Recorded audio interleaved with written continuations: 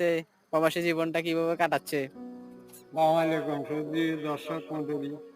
ভাই আমি বেশি বালা নাই, আমি আসছি এর জন্য যে এই টাকা পয়সা কামাইছি, মনে করুন যে আমার নিজের খরচের পয়সা হয় নাই।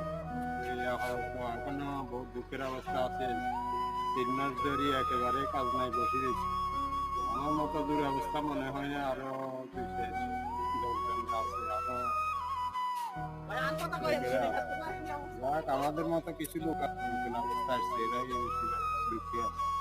যারা কাজ টাজ জানে, পুরান লোক বাসা জানে, কথা জানে, এদের জন্য কোনো সমস্যা নাই। এরা অবশ্যই ভালো টাকা পয়সা কামাতে পারে।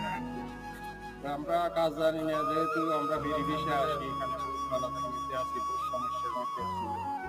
আর নতুন করে আসবেন, আপনারা যদি এঙ্গেজ কোনো দোকানে ভালো ভিসা পান তাহলে আসবেন, না হলে আসার চেষ্টা করি না, কারণ ভিসা হতে হতে ঘুরুন স্যার। এখন বাসা জানতেন না, কাজ জানতেন না, কথা জানতেন না, তাহলে পয়সা কামাইবার কোনো লাইন ব্যবস্থা নাই। আর আপনার নিজের আপন কোনো লোক থাকলে যদি কোনো সহযোগিতা পান, ভালো পয়সা কামাইবার লাইন রাস্তা পান, তাহলে আসতে পারেন, সমস্যা নেই। কারণ যার কারণে এই 3.5 লাখ টাকা আপনি আগে যেভাবে আপনি বেঁচে ধার দেনা করি আপনি আসবেন, ঠিক আছে।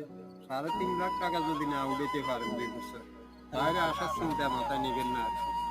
যাক ভাই, দুঃখের ইতিহাস জানাইলাম, হয়তো আমার মনে হয় যে এখন চলে যেতাম, কিন্তু আমি বিশেষ করে যে এই অবস্থায় আছি, এখন বিমান ভাড়াও আমার কাছে নাই যে আমি দেশে চলে যাবো।